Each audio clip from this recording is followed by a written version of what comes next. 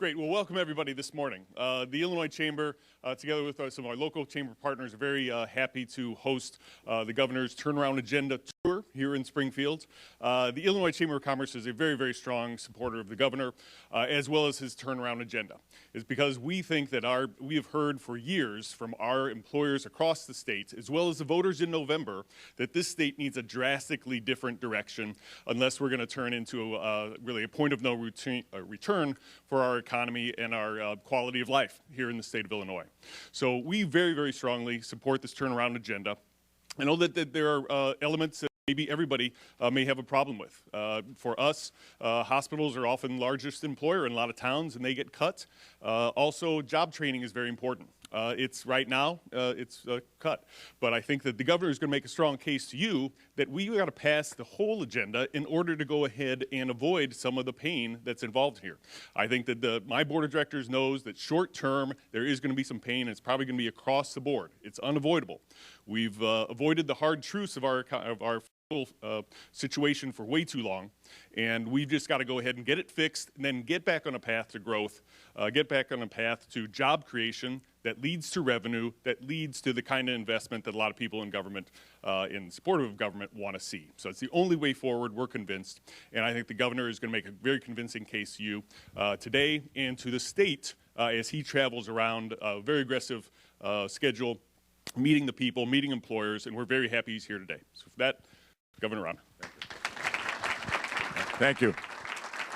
Thanks, everybody. Thank you very much, Todd. Appreciate it. Good morning. I'm here because I'm working for you, and I'm here to ask for your help. I'm here to explain the agenda, to explain what we got to get done, and enlist your help in the process. Because if we come together as the people of Illinois broadly, we're going to drive big change here in the state government. If we don't come together, it's going to be hard to get the change because the system is very tight. The system is closed in on itself. Special interest groups control the government. They don't want to change. They like our direction. And we all know in this room, we're painfully aware of the direction of the state. It's the wrong. We're suffering. We lost more population last year than any state. We've lost 48,000 manufacturing jobs the last 5 years, while Indiana gained 42,000. We've lost 275,000 people who could choose to leave in the last 10 years, 12 years. That's Springfield, Decatur, and Champaign basically all leaving. We can't pay for our pensions, can't pay for our health care if we don't turn ourselves around. And we've become hostile to business. We've become hostile to growth. Our regulations and our taxes are pushing employers out of the state. We all know this. You're here, you know it. I hear it dozens of times every day. We've got to turn that around because we can't cut our way out of our problems. We can't just cut budgets to fix our problems. We cannot tax our way out of our problems. That's crystal clear. And the only answer is to grow our way out of our problems. We've got to become a growth state. Pro-investment, pro-job creation, pro-career creation, not just jobs, careers. That's the only answer to the quality of life. That's the only the answer to the many challenges we face as a state. And I need you to help. I need you to speak up. And I've traveled the state. I've encouraged everybody. I don't care whether you're a Democrat or a Republican. It doesn't matter. This is a bipartisan problem. We've created a problem on a bipartisan basis. We got to get out of it on a bipartisan basis. We need Democrats to come together. We need Republicans to come together. You know, leadership is not partisan. Good management is not partisan. This is not a partisan issue. This is a good government, growth, higher quality of life for the families of Illinois issue. And this is bipartisan. And I'm reaching out to Democrats just as much as I'm reaching out to Republicans. This is a critical issue. You know, on the regulations and taxes for business, we're not competitive. Our workers' comp in Illinois, much too high. And it's pushing a lot of employers, especially manufacturers, out of the state. Our unemployment insurance costs, some of the highest in America. They're biased. It's a broken system. We need to be competitive. We need to have a good system. We don't have to, eliminate it or reduce it dramatically, but it's become more balanced and more fair. And our liability costs, our insurance costs, our litigation, our lawsuit abuse in Illinois, it's one of the worst in America. We're hostile to business. Businesses are leaving. The malpractice insurance and health care is through the roof, but liability costs and insurance costs in general. We just have lawsuit abuse, and it's pushing employers out of the state. And then in this issue, and I want to hit one of the most important issues, this right-to-work debate that's been going on. Let's talk about this issue for a minute. I do not advocate Illinois going right to work. I do not. I don't support it. We don't need to do that. However, I do believe that this issue should be controlled at the local level. Federal labor law allows that. And when you look at our competitive dynamic, all the other states in the Midwest are now basically going right to work. I mean, Indiana did it. Wisconsin just did it. Iowa's been right to work for years. Michigan's done it. Missouri's got a bill pending right now. And the jobs have been leaving. Manufacturing has been leaving for many, many years from closed shop states to open employment states. Texas has been booming for years. One of the reasons is because they're employment flexible. Tennessee, flexible. We need to be, and here's the challenge. We need to be competitive. We can't grow unless we're competitive. And we don't need to have the whole state be right to work to compete. But if some counties or some municipalities choose to be open employment flexibility, then we're on the list. And that's all we need. That's all I need as governor. I need Illinois to be on the list. Because right now, with the relocation firms, you're either on the list of employment flexibility or you're not on the list and you're a closed shop state. And what a lot of employers, when they look around where to locate, where to move to, when they're coming from Germany or Japan or China or Italy, they're looking at the states. A lot of them, you're either on the list or you're not on the list.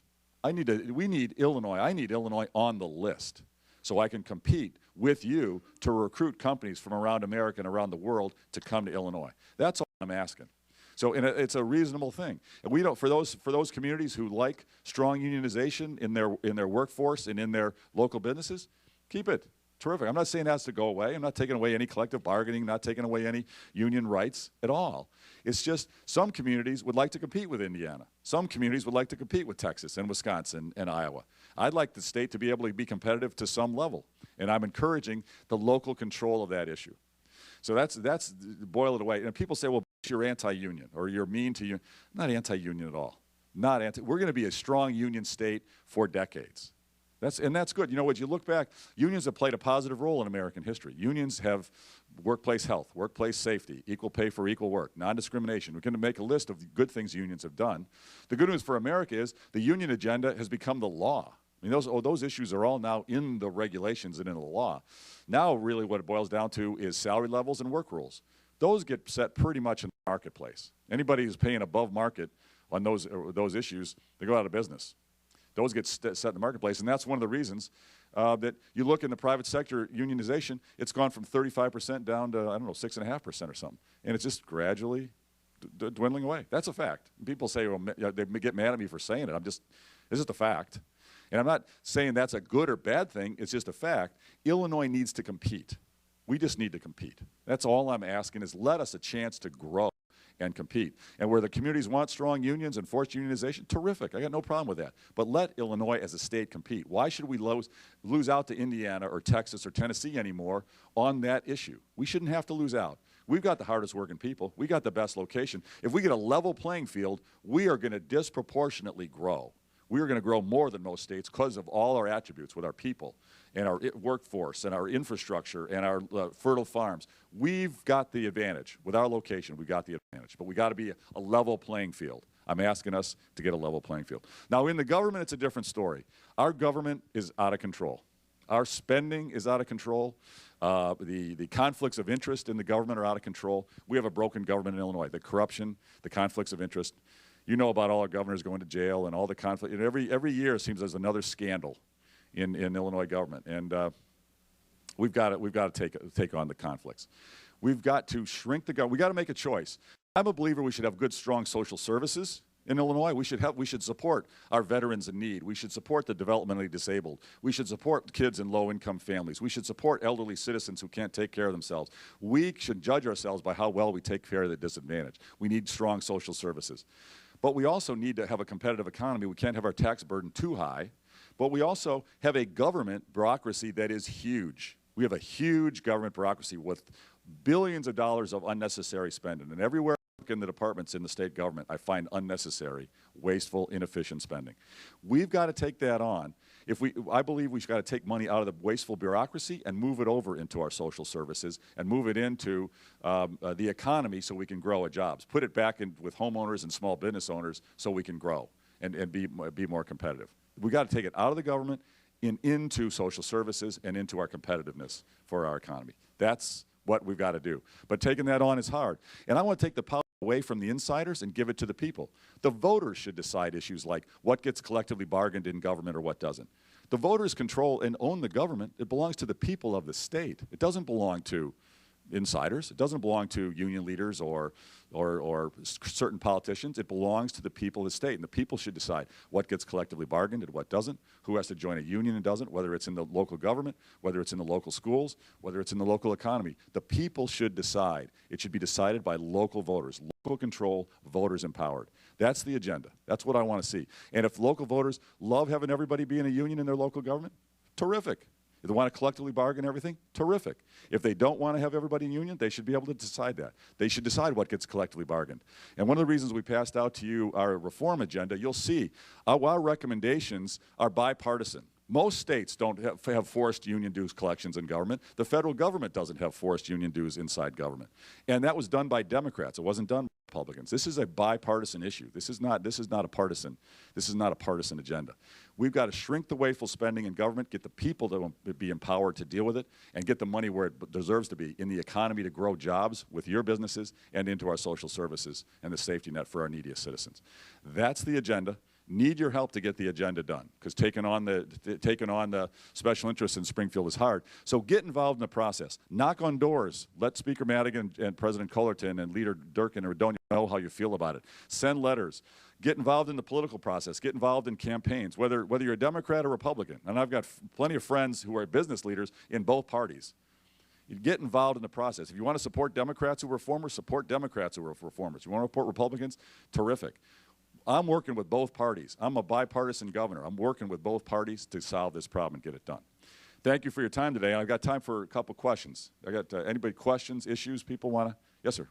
With the Democrat caucus, Republican caucus in both the House and Senate, are there truly enough statesmen to get the job done to change this agenda? Yeah, it's a great question. So he's asking, so we've got, I'm Republican, the leaders and the controllers, the Democrats, are there enough statesmen, enough folks who are willing to step up? And my belief is yes. My belief is yes, we can get things done on a bipartisan basis.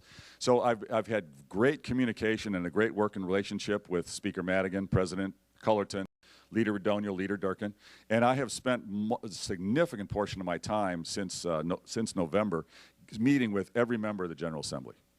And every morning and every night that the General Assembly is in session, because I'm living here primarily in Springfield. This is my home now. This is where I spend my time. I'm here every day that they're here. I have breakfast with a half dozen legislators, and I have dinner with a half dozen to a dozen legislators. And we spend several hours going at it. We agree far more than we disagree. Far more. And we're going to disagree on some things, but we're going to have to creatively come together to work it out. But I believe that we can and we will. We're all, feeling our way. Each caucus leader has a different style with their caucus, and their caucuses are very diverse. And I'd say, well, half jokingly, there's 177 legislators, and you lay out any issue, you'll have 292 opinions. I mean, this is, and so democracy is a terrible system, except it's better than any other alternative. And it's sausage being made, and we're making a lot of sausage right now. It's not, it's not real pretty, but it's going to be tasty when we're done, I believe. But here's the thing too: we got to go through some short-term pain to get a lot of long-term gain. We can't keep spending what we don't have. We've been doing that for decades. This is not a recent thing. This is decades. And I don't want us to become New Jersey. And I like New Jersey. It's a lovely place. I don't want to live there, and I don't want Illinois to become New Jersey. People say I criticize Chris Christie. It's nothing to do with Chris Christie. I quote New Jersey because people are telling me here in Illinois, Bruce, what you got to do is just deal with revenue. Just put in a graduated income tax, and we'll fix our problems. That's what a lot of people are telling me. And then I say, you know what? You look at all the states where the government unions are dominant, you'll see that those states are the ones that are broke and have the unfunded pensions and the big liabilities, because the voters don't control their government. The government unions control their government. And you look at New Jersey, brutally high property taxes, brutally high sales tax, and they've already done what everybody wants me to do, put in a graduated income tax. They've already done it. They can't pay their pensions. It doesn't fix anything. It doesn't fix the problem. You got to change on the structure. Take on the structure of the state in order to fix the problem long term. That's what I'm committed to doing. I'm going to do a gaggle after. I'm just doing it with the folks right here. Yes, sir. When it comes to our need to be competitive, would you be willing to share some of what you talked about a few minutes ago in our meeting about the need to have businesses tell their stories? Yes, this is really important. So I've been saying these issues, the things I'm saying to you now, I've been saying for a couple of years, and I'm doing it in every corner of the state. And people are used to it, and the media's, oh, well, Rauner's saying it again, and I'm always saying it again for the 582nd time. Okay, I'm saying it because I'm hearing it from you guys. I'm not like making this stuff up. You guys are awesome speakers in private, and you guys are crystal clear with the problems in private. Very few of you are willing to stand in front of a camera and say it. That's a problem, because your average voter doesn't know what workers' comp is. I could go poll right around. You ask, what's workers' comp? Your average voter doesn't even know. It's a huge problem in our economy. It's bleeding jobs away, but your average voter doesn't know. And I can say it, but if I'm the only one saying it, it doesn't get the point across. There are thousands of companies who are saying it to me, but they're not saying it to the folks in the back of the room with the cameras. We need you guys saying it. If you say it, your average voter is going to go, oh, got it, got it. They may not know what workers' comp is, but they don't want to hear that some of you are moving to Indiana, which you are. I hear about it every week, or to Texas, or to Tennessee, or Wisconsin. I hear about it all the time. They don't know, and the challenge is a lot of business owners don't want to get beat up by members of the media, so they're kind of quiet. They just vote with their feet. Well, people just vote with their feet. Illinois' tax base erodes, and that's what's going on now. We erode our tax base. We're not competitive. The media doesn't really know what's going on. Your average voter doesn't know what's going on. And the insiders that are constricting the government, they don't want to change because they're making a lot of money from the government. That's what's happening, and I need your help to get the message out. Speak up in public. Don't hold back. Tell the facts as they are. Talk about how loyal you are to Illinois and how you want to build your business in Illinois, but how Illinois is hurting your competitiveness.